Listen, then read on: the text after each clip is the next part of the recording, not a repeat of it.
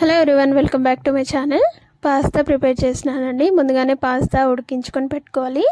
ఉడికించి పెట్టిన తర్వాత చల్లటి నీళ్ళు వేసుకుంటే ఒకదానికొకటి అంటకుండా ఉంటాయి. స్టవ్ పైన ప్యాన్ పెట్టేసి ఆయిల్ వేసుకొని కొద్దిగా అల్లం ముక్క చిన్నది సైజు సన్నగా కట్ చేసుకొని వేసుకోవాలి. క్యారెట్, క్యాప్సికమ్, అలాగే స్ప్రింగ్ ఆనియన్స్ కూడా కావాలంటే మనం బీనీస్, క్యాబేజ్ కూడా వేసుకోవచ్చు.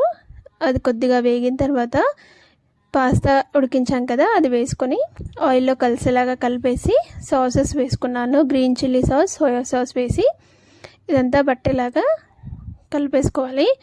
ఇప్పుడు అందులోకి టేస్ట్కి సరిపడా ఉప్పు, అలాగే మనకు మార్కెట్లో పాస్తా మసాలా దొరుకుతుంది కదా, అది వేసుకోండి. అది లేదు అనుకుంటే కారం వేసుకొని కొద్దిగా నిమ్మరసం పిండి వేసుకుంటే సరిపోతుంది.